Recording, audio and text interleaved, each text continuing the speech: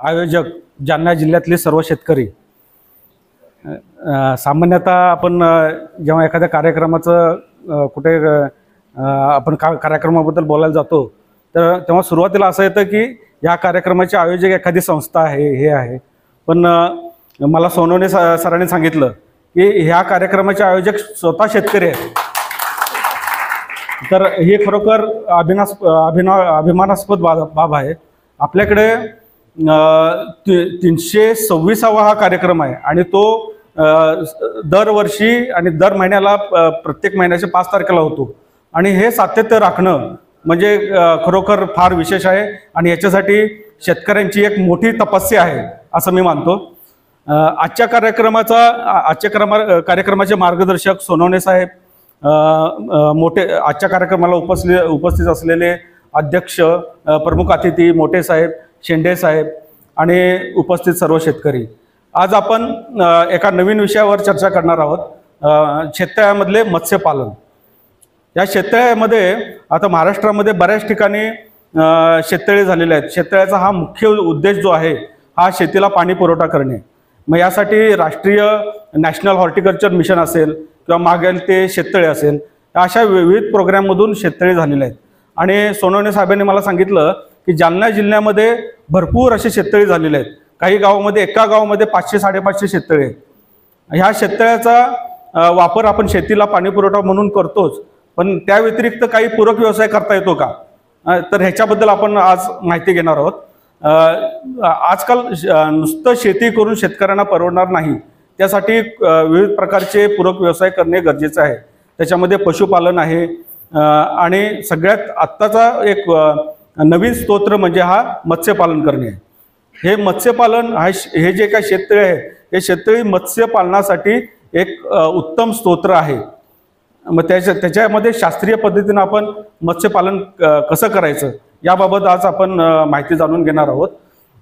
सर्वप्रथम मासा जो आहे हा मासा माणसाच्या शरीराला एक उत्तम आहार आहे. मासा जर आहाराविषयी आपण जर तुलना केली की हा मासा हा मांसाहारामध्ये मोडतो आणि जर मांसाहारामध्ये ज्या तुम्ही जर पदार्थांची जर तुलना माशाशी केली तर माशामध्ये असे काही घटक आहेत हे आरोग्यास आपल्याला चांगले आहेत. जसं की माशामध्ये ओमेगा-3 आणि ओमेगा-6 फॅटी ॲसिड हे आढळतात. हे जे काही माशाचं जे फॅटी ॲसिड किंवा त्याचं जे चरबी असते माशाची, ही माणसाच्या शरीराला एकदम चांगली मानली जाते.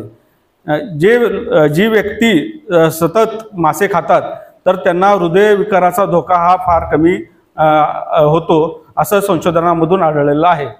त्या व्यतिरिक्त माशामध्ये जी प्रथिनं आहेत ही माणसाच्या शरीराला चांगले आहेत आणि पचणारे आहेत. जर तुम्ही चिकन, मटण याच्याशी कंपेअर केलं तर माशांमुळे हृदयविकाराचा धोका कमी संभवतो. त्या व्यतिरिक्त माशामध्ये असलेल्या प्रथिनामुळे माणसाच्या शरीराला योग्य पोषक तत्व मिळतात आणि बाकीचे जे काही विटॅमिन्स आणि मिनरल्स आहेत हे माणसाला योग्य प्रमाणात ह्या माशापासून मिळतात. जर आपण असा विचार केला की शास्त्रीयदृष्ट्या एका माणसाला एका वर्षामध्ये किती मासे खाल्ले पाहिजेत, तर एका माणसाला जवळपास 20 किलो मासे वर्षभरात खाल्ले पाहिजेत. पण आपण जर महाराष्ट्राचा विचार केला किंवा भारताचा विचार केला तर भारतामध्ये फक्त ऑन ॲन ॲव्हरेज 6 किलो मासे खाल्ले जातात आणि त्यातल्या त्यात हे जे 6 किलो मासे जे आहेत वर्षभरामध्ये प्रति व्यक्ती जे खाल्ले जाणारे आहेत हे किनारपट्टी भागातले आहेत, समुद्र किनारपट्टी भागातले आहेत. आणि आपल्याकडच्या ज्या भागामध्ये जे आहेत मराठवाड्यासारख्या भागामध्ये आहेत तर मराठवाड्याच्या भागामध्ये हे मासे खाण्याचे प्रमाण अतिशय कमी आहे.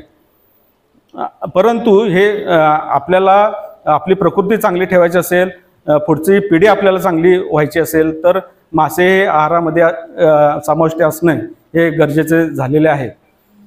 तर आपण आज शेततळ्यामधले मत्स्यपालन याच्याविषयी चर्चा करणार आहोत.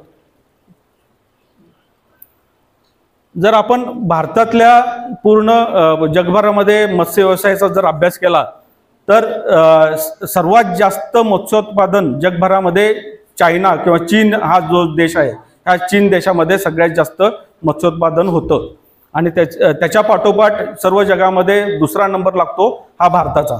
पण भारताचा आणि चायनामधले जे प्रोडक्शनचा जर तुम्ही जर अभ्यास केला तर त्यामध्ये फार तफावत आहे. चायनामध्ये जवळपास 49.2 एवढं प्रोडक्शन केलं जातं आणि भारतामध्ये 5.7.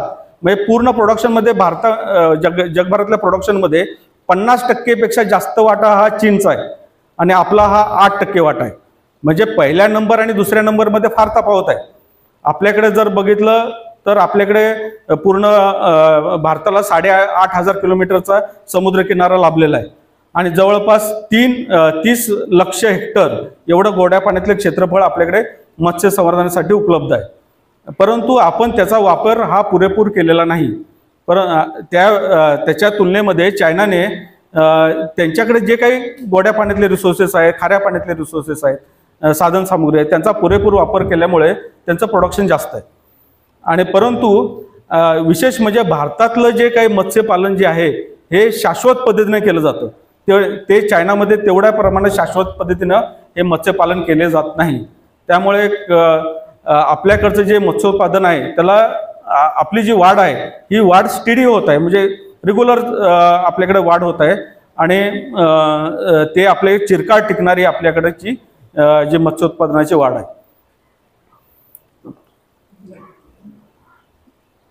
जर आपण ह्याचा विचार केला की आपल्याकडे मासेमारी आणि मत्स्यपालन असे हे फिशरीचे 2 मुख्य विभाग आहेत.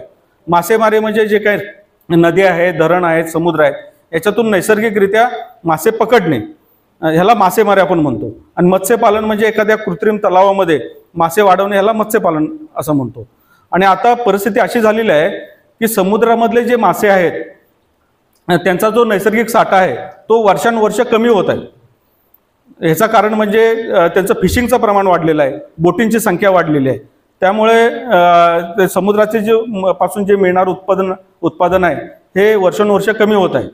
मग ह्याचं आता लोकांना आता चांगल्या प्रकारचं प्रथिनाचा स्तोत्र मासा म्हणून आहे, ह्याचा जर पुरवठा करायचा असेल तर त्याला पर्याय म्हणून मत्स्यपालन आहे, म्हणजे त्याला आपण ॲक्वाकल्चर असं म्हणू. या ॲक्वाकल्चरमध्ये आपण मासे कृत्रिम पद्धतीने वाढवतो.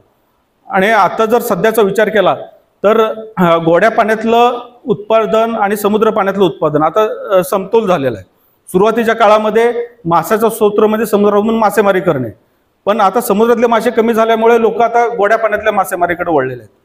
आणि गोड्या पाण्यातले आता धरणं आहेत, नवीन नवीन शेततळे आहेत, नवीन तंत्रज्ञान आलेले आहेत. त्याच्यातून आपण मत्स्यपालन आहे ते मत्स्यपालन करायला आता माणसांनी सुरुवात केलेली आहे, जेणेकरून जी योग्य प्रथिनाची जी आवश्यकता आहे ही योग्य प्रथिनाची आवश्यकता सर्व मानवजातीला मिळते. आता ह्या शेततळ्यामध्ये कोणकोणत्या प्रकारचे मासे केले जाऊ शकतात? तर शेततळ्यामध्ये प्रमुख 3 प्रकारचे मासे आपण त्याचं पालन करू शकतो. त्यापैकी पहिली जी कॅटेगरी आहे तर ती म्हणजे कार्प मासे. हे कार्प आपल्याकडे कटला, रोहू आणि मृगल हे आपल्या भागामध्ये फार प्रसिद्ध मासे आहेत. आपल्या धरणामध्ये वगैरे जे मत्स्यपालन केलं जातं ह्याच प्रजातीचं केलं जातं. त्यामध्ये 3 प्रकारचे मासे येतात. एक येतो कटला, दुसरा रोहू आणि तिसरा मृगल.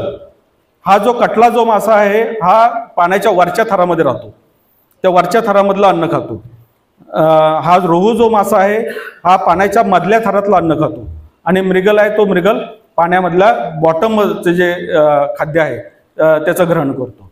त्यामुळे हे जे मासे आहेत हे तिन्ही मासे एकत्रितपणे आपण शेततळ्यामध्ये त्याचं संवर्धन करू शकतो. नेक्स्ट,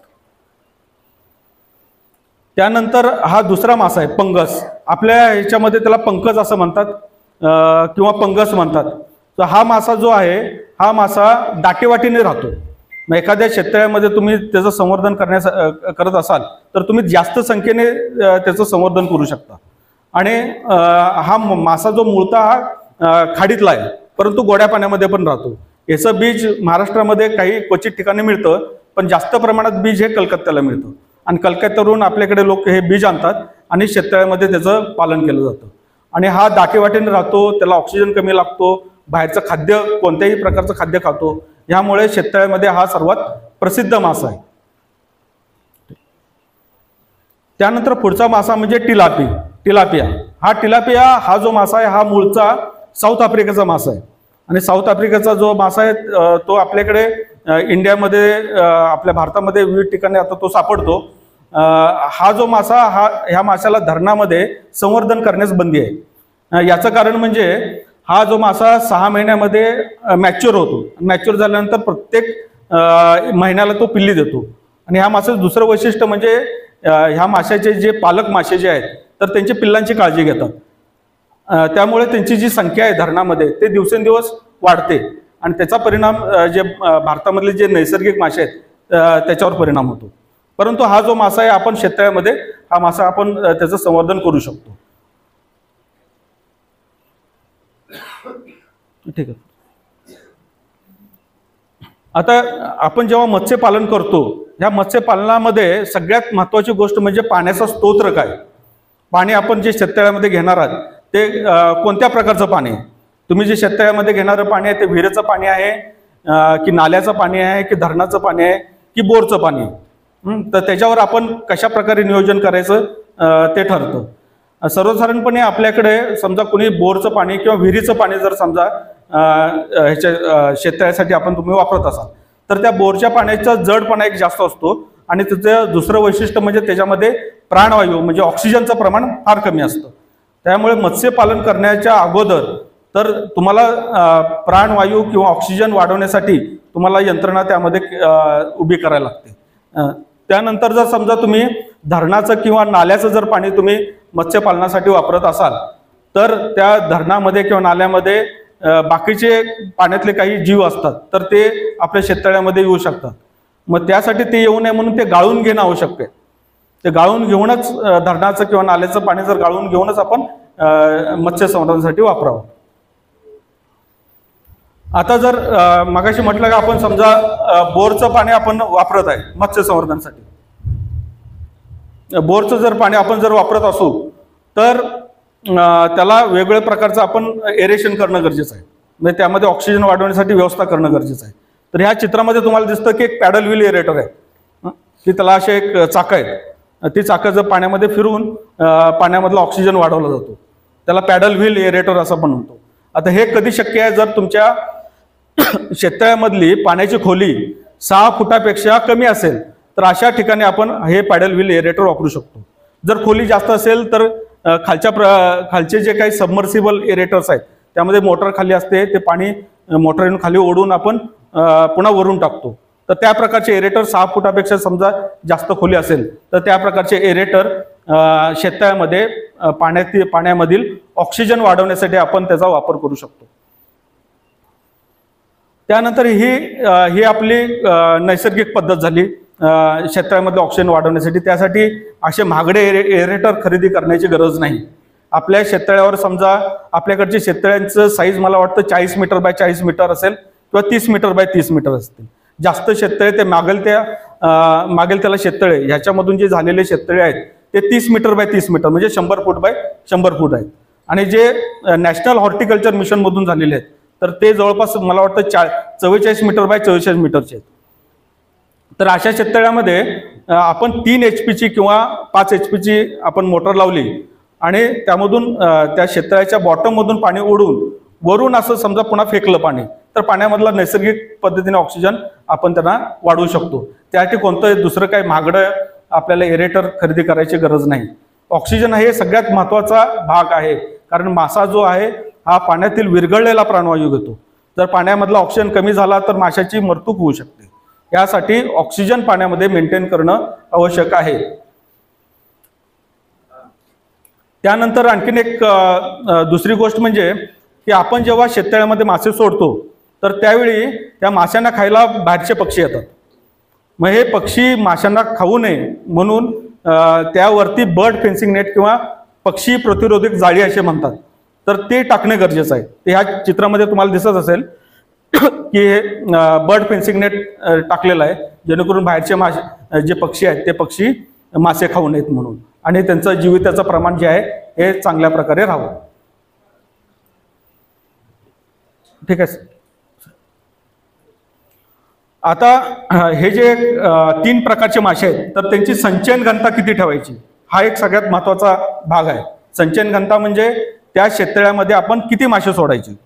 जर तुम्ही भारतीय प्रमुख कार्प म्हणजे कटला, रोहू आणि मृगल या जातीचे मासे जर तुम्ही त्याचं संवर्धन करत असाल तर त्यांची संचयन घनता 1000 म्हणजे आपल्याकडचे जे शेततळे आहेत 30 मीटर बाय 30 मीटरचं शेततळे असेल तर त्याची कॅपॅसिटी फक्त 1000 एवढीच आहे.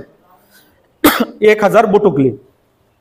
आणि जर पंगस मासा तुम्ही जर त्याचं संवर्धन करत असाल तर 30 मीटर बाय 30 मीटरच्या शेततळ्यामध्ये 5000 नग एवढं तुम्ही करू शकता. कारण हा मगाशी मी तुम्हाला सांगितलं पंगस मासा जो आहे हा दाटेवाटीने राहतो, त्यामुळे त्याची संचयन घनता जी भारतीय प्रमुख कार्प आहे त्याच्यापेक्षा 5 पटीने तुम्ही जास्त ठेवू शकता. त्यानंतर तिसरा मासा जो आपण म्हटला तो टिलापिया. हा टिलापिया शेततळ्यामध्ये 2500 नग हे 30 बाय 30 मीटरच्या शेततळ्यामध्ये करू शकतो. त्या शेततळ्याच्या साईजनुसार तुम्ही संचयन घनता तुम्ही त्याची कमी जास्त करू शकता. त्यानंतर त्याचा संवर्धन कालावधी जर बघितला तर भारतीय प्रमुख कार्प या जातीच्या माशांचा संवर्धन कालावधी हा 1 वर्ष आहे. पंगस माशांचा जवळपास 7-8 महिने आहे. टिलापिया माशांचा 6 ते 8 महिने एवढा त्याचा संवर्धन कालावधी आहे. हा जो भारतीय प्रमुख कार्प हा मासा 1 किलोचा झाला तर तो आपण बाजारामध्ये विकू शकतो. पंगस मासा 1 किलो झाल्यानंतर विकू शकतो. परंतु टिलापिया हा अर्धा किलोचा जरी झाला तरी आपण त्याला बाजारामध्ये विकू शकतो. आणि ह्याच्यामध्ये त्यांचा रेट सर्वसाधारणपणे आपल्याकडे जो मिळणार आहे ते आपल्या शेततळ्यावर जर 120 रुपये समजा भारतीय प्रमुख कार्प आणि 100 रुपये पंगस आणि 150 रुपये जर टिलापिया एवढा भाव जर आपल्याला शेततळ्यावर मिळाला तर हा शेततळ्यातले मत्स्यपालन जे आहे हे आर्थिकदृष्ट्या आपल्याला परवडण्यासारखं आहे. ह्याच्यापेक्षा जर कमी रेट मिळाला तर आपल्याला वेगळ्या प्रकारची उपाययोजना करायला लागेल.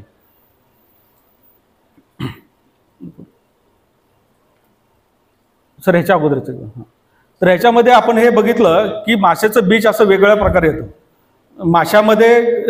माशाच्या अंड्याचा जो आकार असतो तो फार छोटा असतो आणि अंड्यातून जी पिल्ली बाहेर पडतात त्याला आपण मत्स्य जिरे म्हणतो. ह्या मत्स्य जिराचा आकार फारच छोटा. आपले जिरे जे असतात आपण जेवणामध्ये जे जिरे वापरतो त्या जिऱ्याच्या आकाराचे हे मत्स्य जिरे असतात. पण हे मत्स्य जिरे किंवा मत्स्यबीज मत्स्यजिरे आणि हे मत्स्यबीज तर हे आपण तलावामध्ये सोडू शकत नाही. तर ह्याच्यासाठी आपल्याला चांगल्या आकाराची बोटुकली असेल तर चांगल्या आकाराची बोटुकलीच आपण शेततळ्यामध्ये संचयनासाठी आपण वापरली जावी.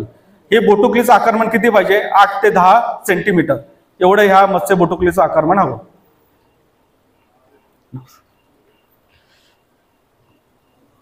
आता हे मत्स्यबीज आपण जेव्हा आणतो तर मत्स्यबीज आता समजा कुणाला टिलापिया किंवा पंगस ह्या माशाचं समजा संवर्धन शेततळ्यामध्ये करायचं असेल तर बीज आपल्या जवळपास उपलब्ध नसतं. ते आणायला लागतं, आपल्याला बाहेरून आणायला लागतं.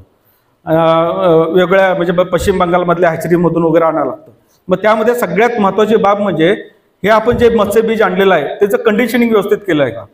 कंडिशनिंग म्हणजे त्याला ट्रान्सपोर्टेशनसाठी तयार केलेलं आहे का ही आपल्याला माहिती घेणं गरजेचं आहे. म्हणजे ज्या तुम्ही हॅचरीमधून जे बीज आणणार आहे तर त्या हॅचरीमध्ये हे मत्स्यबीज आहे त्याचं ते कशा प्रकारे त्यांनी कंडिशनिंग केलेलं आहे. कंडिशनिंग म्हणजे मासे जेव्हा आपण ट्रान्सपोर्ट करतो त्यावेळी जे वीक मासे आहेत, जे नाजूक मासे आहेत ते नाजूक मासे काढून फक्त जे स्ट्रॉंग मासे आहेत ते स्ट्रॉंग मासे आपण त्याचा प्रवासासाठी आपण त्याला वापरलं पाहिजे. मग त्यासाठी वेगळी त्याची हॅचरीमध्ये वेगळी प्रोसेस त्या मत्स्यबीजांना केली जाते. त्यांचं पोट साफ केलं जातं, त्यांना 1-2 दिवस उपाशी ठेवलं जातं आणि तो हा मासा जो आहे हे मत्स्यबीज जे आहे ते किती कणखर आहे हे पहिलं तपासलं जातं आणि त्यानंतरच मग प्लॅस्टिकच्या बॅगमधून आपल्याला इकडे आणायला लागतं. आपण ह्याच्यामध्ये मोठं बोटुकली आपण प्लॅस्टिक बॅगमध्ये ट्रान्सपोर्ट करू शकत नाही. आपल्याला छोटं बीजच आणायला लागतं. मग आपण ते मोठं कसं करायचं त्याबाबत आपण नंतर चर्चा करू.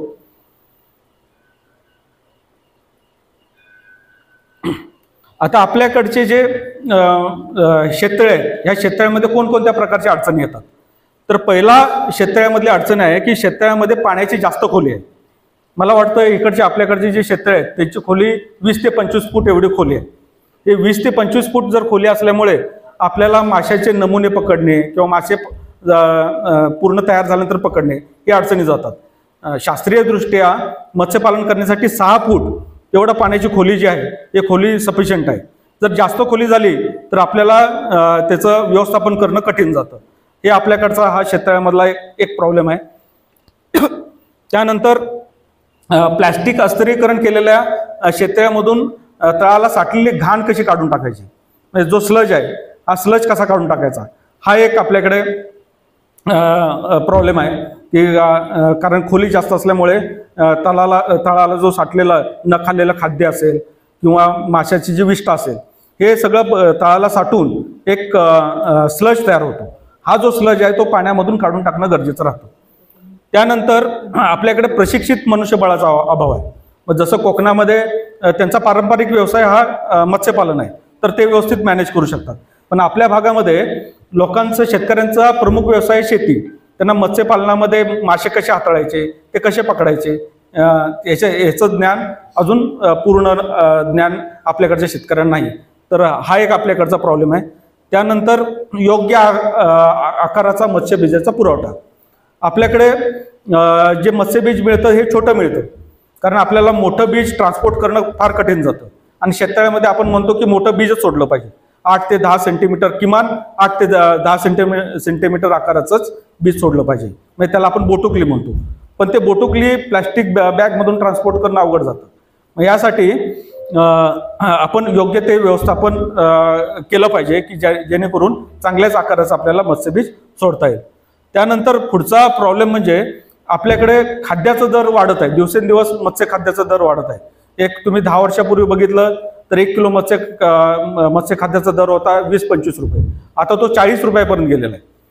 म्हणजे वर्षोनवर्ष हे खाद्याचा दर वाढत आहे, पण त्या प्रमाणात माशाचा दर तेवढा वाढलेला नाही. ही एक आपल्याकडची अडचण आहे.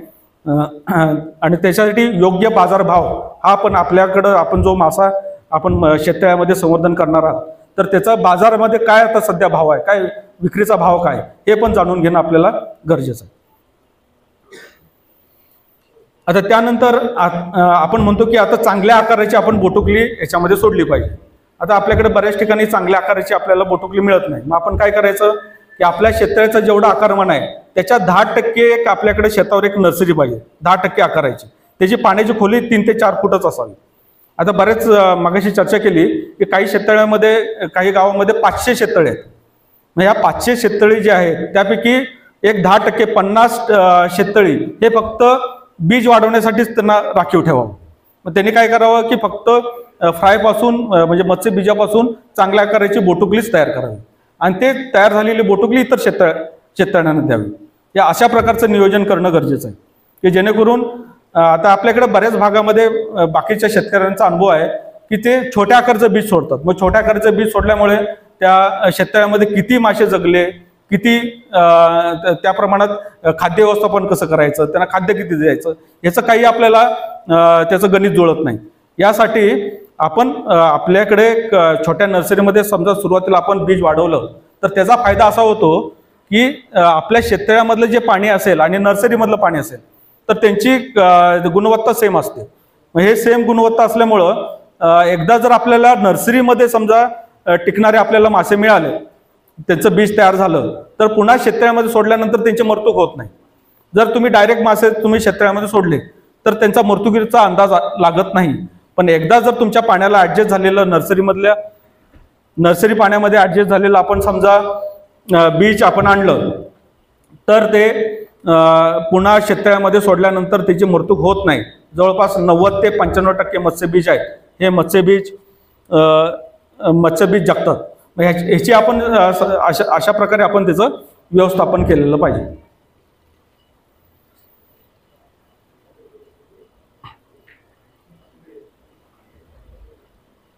आणखीन एक प्रॉब्लेम आपण सांगितलं की शेततळ्याचा जो आता खास आपले हे जे शेततळे आहेत ही शेततळी बांधण्याचा मुख्य उद्देश म्हणजे शेतीला पाणी पुरवठा करणे.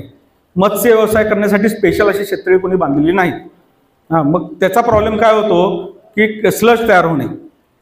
तर ही स्लज काढण्यासाठी समजा एखादा नवीन शेतकरी आहे त्याला खरोखर मत्स्यपालनासाठीच एखादं शेततळ तयार करायचं असेल तर त्याचा आकारमान तुम्हाला त्या चित्रामध्ये दिसतंय तसा त्याचा बॉटमचा स्लोप पाहिजे. स्लज काढण्यासाठी एक सेंट्रल ड्रेनेज सिस्टीम असते.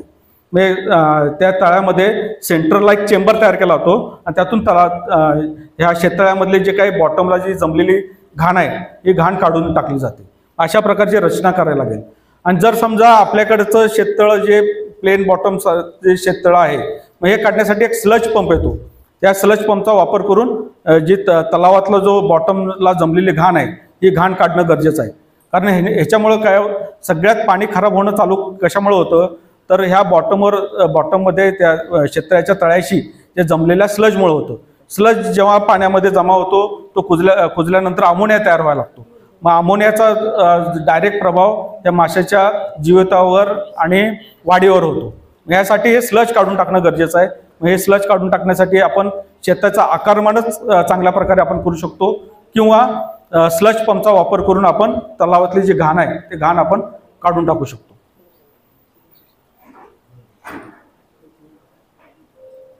याच्यामध्ये एक व्हिडिओ होता, पण सध्या ते PDF असल्यामुळे ते दिसत नाही. म्हणजे तो घाण काढण्याची प्रक्रिया कशी केली जाते त्याचा एक व्हिडिओ होता. नेक्स्ट. आता एखादं नवीन शेततळ कुणी तयार करत असेल तर त्याला प्लॅस्टिक लायनिंग टाकण्याच्या अगोदर जर मत्स्यपालनासाठीच पूर्ण समजा त्यांना करायचं असेल तर तलावाचं सगळं मोजमाप केलं पाहिजे, त्या जागेचं मोजमाप केलं पाहिजे. आणि चौबाजूनी त्याला शेततळ्याचा जो बॉटम आहे ते चौबाजूनी त्याचा स्लोप काढून सेंटरला त्याला स्लोप दिलं पाहिजे. आणि सेंटरमध्ये एक चेंबरची बांधणी करून आपण गाळ काढण्यासाठी त्याची व्यवस्थापन केलं पाहिजे. कार्यक्रम चालू झाला, थोडा मी कार्यक्रम थांबवतो. आपण आता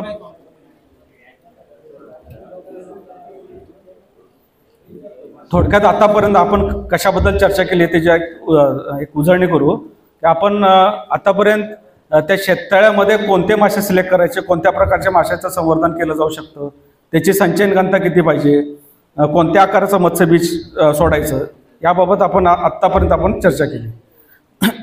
ह्याच्यानंतर आपण एक म्हटलं की शेततळ्यामध्ये मत्स्यबीज आपण जे सोडताना त्याचं आकारमान हे योग्य असलं पाहिजे. म्हणजे ते बोटुकले आकारमानाचं पाहिजे, 8 ते 10 सेंटीमीटरपेक्षा जास्त पाहिजे. आणि जर आपण छोटंसं समजा मत्स्यबीज सोडलं तर त्याचा मर्तुकीचा आपल्याला अंदाज लागत नाही. त्याच्यानंतर त्याचं खाद्य व्यवस्थापन कसं करायचं, जल व्यवस्थापन कसं करायचं, ह्या पुढच्या बऱ्याचशा गोष्टीचा अंदाज लागत नाही. यासाठी आपण शेततळ्यामध्ये मासे सोडण्यापूर्वी एखाद्या नर्सरीमध्ये एक ते दीड महिना त्याला वाढवायचं. त्याची साईज समजा एक 30 ते 40 50 ग्रॅम एवढे होईपर्यंत त्यांना वाढवायचं आणि त्यानंतर मग मुख्य शेततळ्यामध्ये सोडायचं.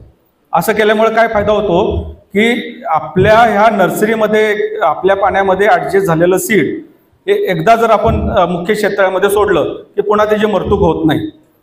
सुरुवातीला मरतूक होण्याचं कारण काय असतं की आपण जे सीड बाहेरून आणतो, जे बीज बाहेरून आणतो ते हॅचरी फार लांबून ठिकाणी आणलेलं असतं. तिथल्या पाण्याची क्वालिटी वेगळी असते, आपल्या इथल्या पाण्याची क्वालिटी वेगळी असते. त्यामुळे बरेचसे जे मासे आहेत त्यांची मरतूक होते. असं होऊ नये म्हणून आपण सध्या सुरुवातीला आपण नर्सरीमध्ये आपण माशांचं पालन केलं, त्याच्यामध्ये 30 ते 40 ग्रॅमपर्यंत वाढवले आणि त्यानंतर मुख्य शेततळ्यामध्ये आपण त्यांना शिफ्ट केले. तर अशानंतर जवळपास 90% जास्त मासे हे जगणारच, त्यांना पुन्हा प्रॉब्लेम येत नाही.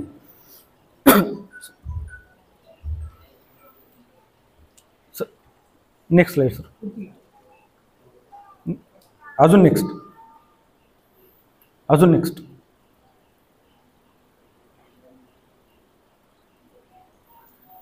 तर ह्याच्यामध्ये आपण हे बघत होतो की जर समजा एखाद्याला नवीन शेततळ बांधायचं आहे, तिथं त्या जमिनीमध्ये पाणी टिकत नाही, तर अशा वेळी आपण त्या जागेची संरचना कशी करायची, त्यांना स्लोप कसा काढायचा, सेंट्रल ड्रेनेज सिस्टीम कशी करायची, हे आपण मागच्या चित्रामध्ये दिसलेलं आहे. की ह्याच्यामध्ये माशाच्या कल्चरमध्ये सगळ्यात महत्त्वाचं गोष्ट म्हणजे पाणी स्वच्छ ठेवायचं. पाणी घाण होण्याचं कारण काय की आपल्या पाण्यामध्ये असलेलं आपण जे माशांना वरून खाद्य देतोय तर सगळ्याच्या सगळं खाद्य मासे खात नाही, काही शिल्लक राहतात. मग शिल्लक राहिलेलं जे खाद्य आहे हे तलावाच्या तळाशी जमा होतं. याशिवाय माशाचे फिकल मॅटर म्हणजे आपण माशाची विष्ठा म्हणतो हे पण या तलावाच्या तळाशी जमा होतं. हे तलावाशी जमा झाल्यानंतर हे कुजायला सुरुवात होतं. मग कुजल्यानंतर पाण्यामध्ये अमोनिया तयार होतो आणि हा अमोनिया माशाला घातक आहे. सगळ्यात विषारी घटक ह्या पाण्यामध्ये माशाला कोणता असेल तर तो अमोनिया.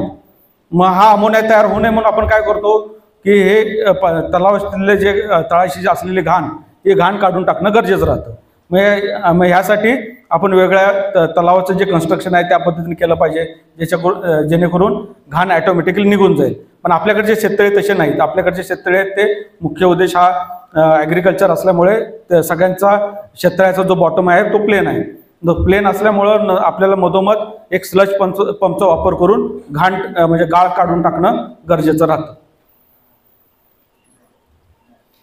आता बऱ्याचशा ठिकाणी समजा काही नर्सरी उपलब्ध नसतील किंवा जागा उपलब्ध नसतील, तर अशा वेळी आपण एक छोट्याशा बायोफ्लॉकचा एका टाकीचा उपयोग करून बारीक बीज म्हणजे छोटं मत्स्य बीज आणून मोठ्या आकाराची बोटुकली तयार करून ते शेततळ्यामध्ये आपण शेतावरच सोडू शकतो. यासाठी बायोफ्लॉक तंत्रज्ञानाचा आपण वापर करू शकतो. या बायोफ्लॉकची जी कॅपॅसिटी असते एका शेततळ्याला म्हणजे एक 44 मीटर बाय 44 मीटर या शेततळ्यासाठी लागणारं जे सीड आहे हे तुम्ही 15,000 लिटरच्या टाकीमध्ये तुम्ही वाढवू शकता. त्याची संचयन घनता 10,000 ते 15,000 मत्स्यबीज पर टाकी, म्हणजे 15,000 लिटरच्या टाकीमध्ये 3 ते 4 सेंटीमीटरचे जे मत्स्यबीज आहे हे 10 ते 15,000 आपण त्याच्यामध्ये 15,000 लिटरच्या टाकीमध्ये सोडू शकतो आणि त्यांना 60 दिवस हा त्यांचा संवर्धन कालावधी. हे बायोफ्लॉक करण्यासाठी आवश्यक साहित्य काय की आपण तुम्हाला एक 15,000 लिटरची टाकी लागेल. त्यानंतर त्या बायोफ्लॉक टाकीच्या वरती शेड लागेल, जेणेकरून डायरेक्ट सूर्यप्रकाश आहे हा तुमच्या टाकीवर पडणार नाही. त्यानंतर एक जनरेटरची आवश्यकता आहे. बायोफ्लॉक टेक्नॉलॉजीसाठी तुम्हाला 24 तास तिथं वीज पुरवठा असणं बंधनकारक आहे. जर समजा तुमच्याकडे 2 तास जरी वीज पुरवठा खंडित झाला तर तुम्ही संवर्धन केलेले या बायोफ्लॉकच्या टाकीमध्ये संवर्धन केलेले जे मासे आहेत तर त्यांची 100% मरतूक होऊ शकते. मग यासाठी कंटिन्युअस तुम्हाला वीज पुरवठा पाहिजे. मग त्यासाठी अल्टरनेट अरेंजमेंट म्हणून तुमच्याकडे जनरेटरची आवश्यकता आहे. त्यानंतर एक ब्लोअरची आवश्यकता आहे. ब्लोअर म्हणजे पाण्यातला ऑक्सिजन तयार करण्यासाठी. आणि ह्या टाकीला जवळपास तुम्हाला 0.5 HP एक ब्लोअर लागतो. हा ब्लोअर काय करतो, पाण्यामध्ये ऑक्सिजन सतत सोडत राहतो आणि त्याचा जो फ्लॉक आहे हा फ्लॉक पाण्यामध्ये सर्व ठिकाणी व्यवस्थित पसरला जातो. आता हे फ्लॉक तयार करण्यासाठी सुरुवातीची प्रक्रिया म्हणजे तुम्ही इनॉक्युलम तयार करायचा. हे इनॉक्युलम तयार करण्यासाठी आपल्याला काय कोणकोणत्या गोष्टी लागतात तर एका टाकीमध्ये 150 लिटर कॅपॅसिटीची तुम्हाला एक पाण्याची टाकी लागते. 150 लिटर फक्त त्यामध्ये पाणी पाहिजे आणि त्या पाण्यामध्ये 3 किलो तलावाची माती मिसळायची. त्यानंतर युरिया हा 1.5 ग्रॅम युरिया लागतो, गूळ 30 ग्रॅम आणि त्यांना 24 ते 48 तास एरेशन द्यायचं. एरेशन म्हणजे काय की पाण्यामध्ये असे बुडबुडे सोडायचे 24 ते 48 तास आणि त्यानंतर त्याचं इनॉक्युलम म्हणजे विरजन तयार होतं. मग हे तयार झालेलं विरजन आपली जी मुख्य टाकी आहे त्या मुख्य टाकीमध्ये त्याचं स्थलांतरित केलं जातं.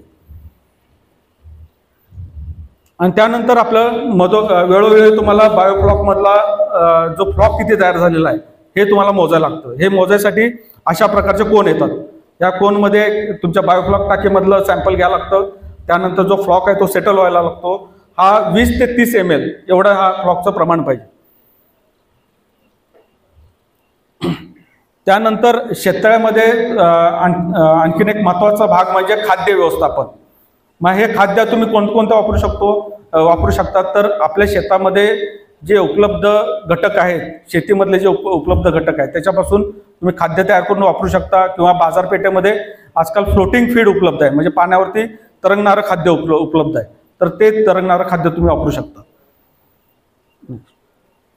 हे तरंगणारं खाद्य असे वेगवेगळ्या ग्रेडचे येतात, काही छोट्या आकाराचे असतात. जेव्हा मासे छोटे असतात तेव्हा छोटे दाणे द्यायचे त्यांना. माशाची जशी वाढ होते तसा तो दाण्याचा आकार वाढत जातो. आणि जर समजा तुम्ही शेतावरचे काही घटक आहेत जसं सोयाबीनची पेंड आहे किंवा भाताचा कोंडा आहे, अशा प्रकारचे तुम्ही घटक जर वापरत असाल तर ते पाण्यामध्ये डायरेक्ट न टाकता एक आपल्या सिमेंटच्या बॅग असतील किंवा खताच्या बॅग असतील, त्या खताच्या बॅगमध्ये ते खाद्य भरायचं आणि खाद्य भरून पाण्याच्या पृष्ठभागापासून जवळपास 3 ते 4 फूट असं लटकत ठेवायचं आणि त्या पिशवीला खालून असे होल असतात आणि मासे जे आहेत ते मासे त्या होलमधून हळूहळू ते अन्न ग्रहण करतात आणि हे खाद्याची पिशवी संपली की दुसरी पिशवी लावायची. या पद्धतीने आपल्याला खाद्याचं नियोजन करायला लागतं. खाद्याचं नियोजन हे फार महत्त्वाचं आहे, कारण मत्स्य शेतीमध्ये 50% जास्त खर्च हा खाद्यावर होतो. त्यामुळे खाद्याचं काटेकोरपणे नियोजन पाहिजे. खाद्य जर जास्त झालं तर पाण्याची प्रत खराब होते. खाद्य जर कमी पडलं तर माशाची वाढ होत नाही. त्यामुळे माशांना किती खाद्य लागतं याचं काटेकोरपणे नियोजन करावं लागतं. याच्यासाठी आपण वेगळ्या प्रकारचा साधनाचा उपयोग करू शकतो. चेक ट्रे वापरू शकतो, खाद्याच्या अशा प्रकारच्या बॅग वापरू शकतो. या चित्रामध्ये तुम्हाला बॅग दिसत असतील, त्या बॅग काय केलेल्या आहेत, पाण्याच्या पृष्ठभागावर असे लटकून ठेवलेले आहेत आणि मासे त्यांना जसं भूक लागेल तसे येतात. त्या खाद्य पिशवीमधले खाद्य खाऊन खाद्य खाल्ल्यानंतर आपण एकदाचं निरीक्षण केलं पाहिजे की किती खाद्य शिल्लक राहिलेलं आहे आणि त्या निरीक्षणानुसार आपण दुसऱ्या दिवसाचं नियोजन करायचं की आपण आज समजा 10 किलो खाद्य टाकलेलं आहे शेततळ्यामध्ये आणि 10 किलो खाद्य पूर्ण खाल्लेलं आहे. अशा वेळी काय करायचं की दुसऱ्या दिवशी 12 किलो करायचं आणि 10 किलो खाद्य टाकलेलं समजा पूर्ण संपत नसेल, 8 किलो खाद्य खाल्लं असेल, 2 किलो शिल्लक असेल तर दुसऱ्या दिवशी 8 किलोच खाद्य द्यायचं. अशा प्रकारे जर नियोजन केलं तर खाद्याचं वेस्टेज होणार नाही आणि तुम्हाला खाद्याचा जो खर्च आहे तो खर्च तुम्हाला नियंत्रणात ठेवता येतो. नेक्स्ट. अशा प्रकारे वेगवेगळ्या तुम्ही साधनाचा वापर करून खाद्याचं प्रमाण आपण निश्चित करू शकतो. तुम्ही खताच्या पिशव्या वापरू शकतात किंवा एखादा हापा वापरू शकता. Sir next slide. आता हे खाद्याचं नियोजन करण्यासाठी आपल्याला एक स्टँडर्ड असा चार्ट येतो. माशाचं वजन किती आहे, त्या वजनाच्या नुसार किती खाद्य द्यायला पाहिजे. सुरुवातीला मासा जेव्हा छोटा असतो तेव्हा वजनाच्या तुलनेत तो जास्त खाद्य खातो. म्हणजे समजा सुरुवातीला मासा हा 10 ग्रॅमचा असेल आणि 10 ग्रॅमचे 100 मासे असतील, मग टोटल वजन झालं 1 किलो. मग 1 किलो ह्या टोटल माशासाठी तुम्हाला वजनाच्या 10% फीड लागेल, म्हणजे त्यावेळी तुम्हाला 100 ग्रॅम फीड द्यायला लागेल. पण जेव्हा मासा अर्धा किलोचा होतो तेव्हा वजनाच्या तुलनेमध्ये त्याला कमी फीड लागतं. त्याच्या माशाच्या स्वतःच्या वजनाच्या तुलनेत कमी फीड लागतं, पण एकंदरीत फीड हे जास्त लागतं कारण मासा वाढलेला असतो. मग अशा प्रकारे ते खाद्याचं नियोजन कसं करायचं, मासे किती ग्रॅमचे झालेले आहेत आणि त्यांचं सरासरी वजन किती आहे याच्यानुसार खाद्याचं प्रमाण किती द्यायचं हे ठरवलं जातं.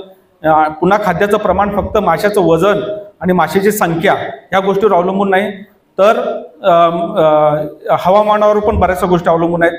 थंडीमध्ये मासे कमी खाद्य खातात, उन्हाळ्यामध्ये जास्त खातात. टेम्परेचरचा डायरेक्ट जो इफेक्ट आहे हा माशाच्या वाढीवर होतो आणि अन्नग्रहणावर होतो. मग त्या पद्धतीने आपल्याला व्यवस्थापन करणं गरजेचं आहे. आता ह्या चार्टमध्ये दिसतात की कोणकोणत्या दिवशी किती खाद्य दिलं पाहिजे माशाच्या वजनाच्या तुलनेमध्ये आणि त्याची साईज किती असली पाहिजे. नेक्स्ट.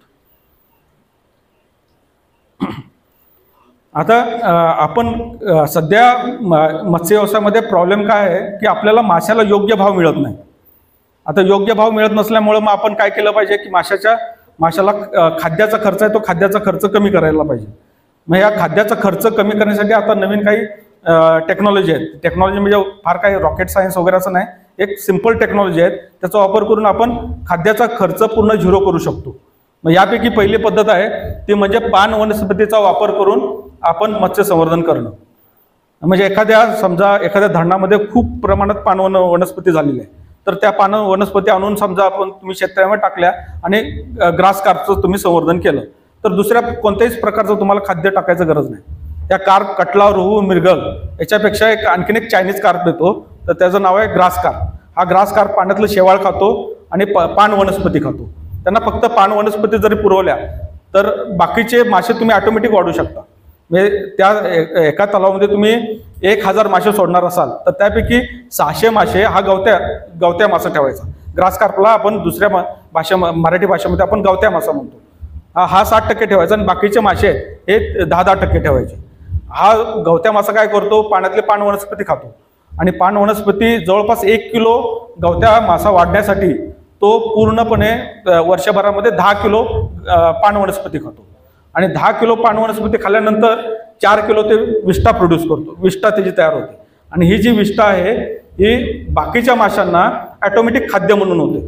त्यामुळे तुम्हाला ह्या पद्धतीमध्ये खाद्यावर अजिबात खर्च करायचा आवश्यकता लागत नाही. त्यानंतर एक बायोफिल्म सिस्टीम किंवा पेरिफायटोन अशी एक सिस्टीम आहे. याच्यामध्ये आपण ह्या तलावामध्ये वेगवेगळे सबस्ट्रेट ठेवतो. म्हणजे बांबू पोल असतील, जे ऊसाची मळी असेल त्या मळी बांधून तुम्ही एक रोप तयार करू शकता आणि ते पाण्यामध्ये बुडवून ठेवायचे. हे बुडवून ठेवल्यानंतर काय होतं की पाण्यामध्ये जे काही न्यूट्रिएंट आहेत ते न्यूट्रिएंटचा वापर करून एक नैसर्गिक शेवाळाचा थर तयार होतो आपण जे पाण्यामध्ये जे बुडवतो, आणि ते माशाचं नैसर्गिक खाद्य आहे. त्यामुळे इतर वरच्या खाद्यावर आपल्याला खर्च करावा लागत नाही. आणि ह्याच्यामध्ये त्या बायोफिल्ममध्ये किंवा त्या पेरिफायटॉनमध्ये वेगवेगळ्या प्रकारचे घटक, त्यामध्ये शैवाल असतात, त्यानंतर बॅक्टेरिया असतात, चांगल्या प्रकारचे बॅक्टेरिया असतात. तर ह्यांचं सगळ्यांचं कॉम्प्लेक्स मिळून एक बायोफिल्म तयार होते किंवा पेरिफायटॉन तयार होतं. आणि ह्या पेरिफायटॉन हे माशाचं नैसर्गिक खाद्य असल्यामुळे दुसरं वरचं खाद्याचं प्रमाण आपल्याला कमी लागतं आणि आपलं जे प्रॉफिट मार्जिन आहे ते प्रॉफिट मार्जिन आपण वाढवू शकतो.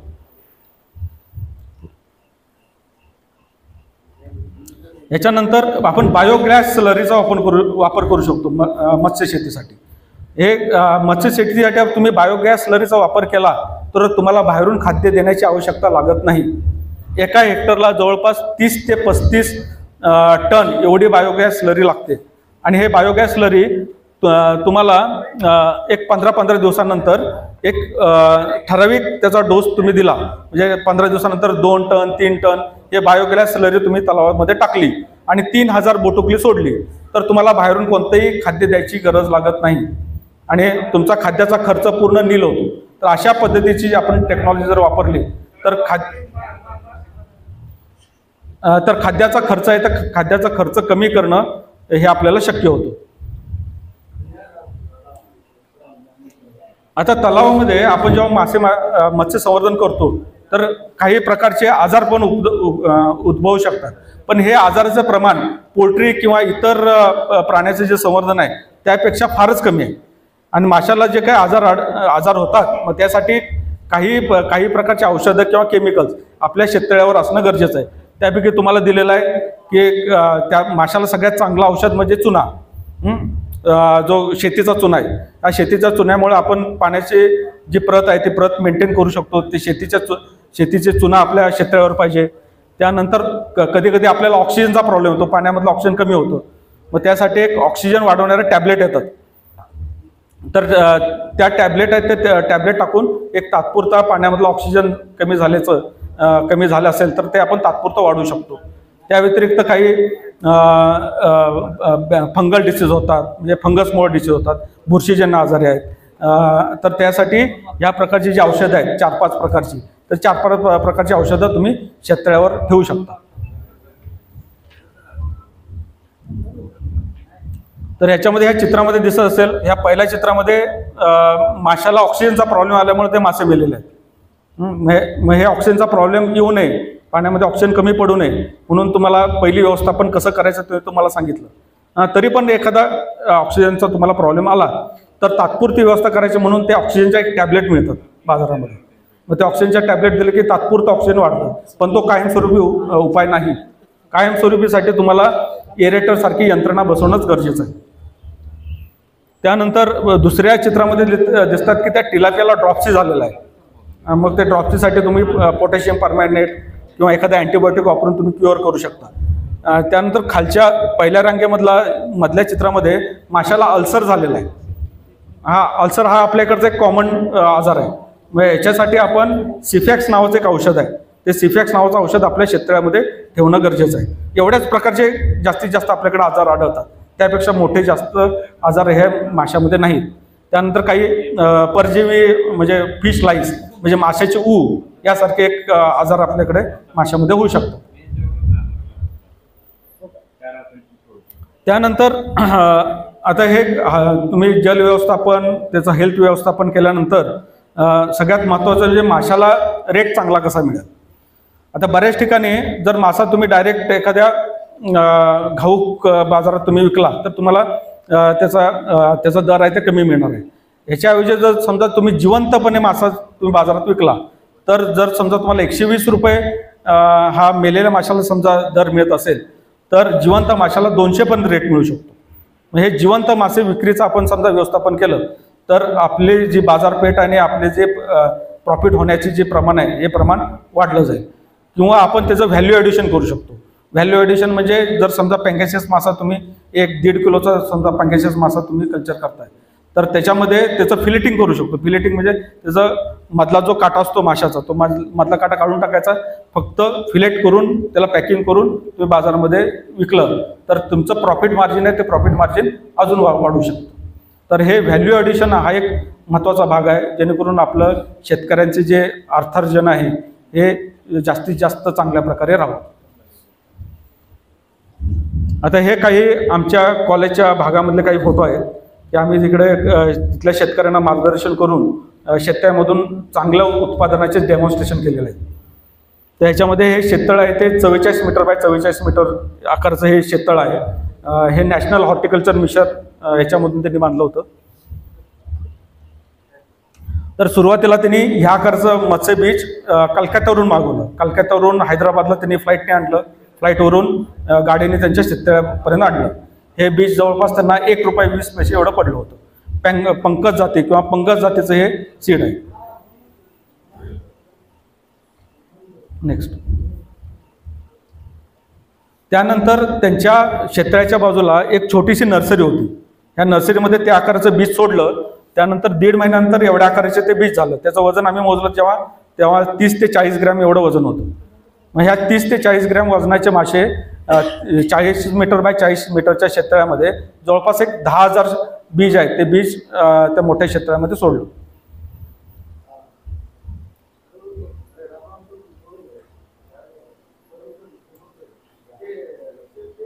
त्यानंतर पाण्यातलं जे ऑक्सिजन वाढवण्यासाठी, प्राणवायू वाढवण्यासाठी त्यांनी अशा प्रकारची व्यवस्था केली होती. आपल्या ठिबक सिंचनचे पाईप आणि स्प्रिंकलर आणि मोटार याचा वापर करून त्यांनी ऑक्सिजन वाढवण्यासाठी अशी सोय केली होती.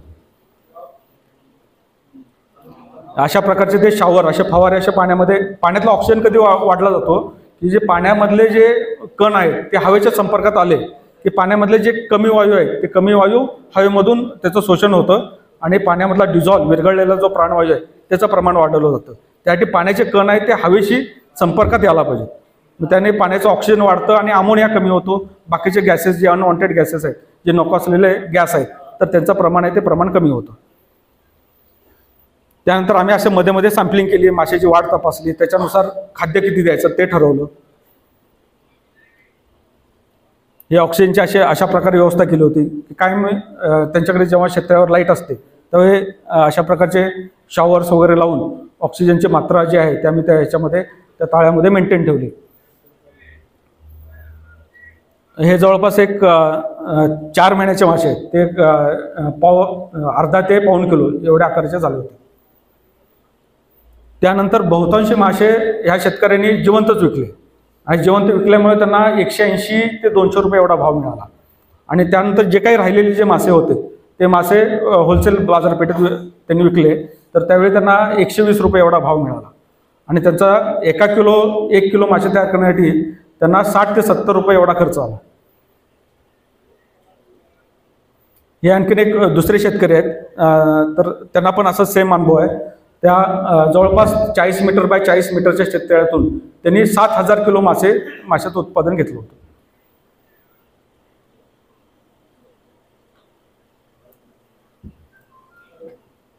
तर ह्याच्यामध्ये तुम्हाला काही शंका असतील, काही प्रश्न असतील, काही विचारायचे असतील तर ते तुम्ही विचारू शकता. आपण ते काही आता समजा बरेचसे इथं शेततळे झालेले आहेत, काही जणांनी प्रयोग पण केलेले आहेत, तर काही जणांना अडचणी पण फेस झालेल्या आहेत. मग त्या अडचणीवर आपण काय उपाययोजना करू शकतो ह्याच्याबद्दल कोणाला काही समजा काही चर्चा करायची असतील, काही प्रश्न विचारायचे असतील तर विचारू शकतो.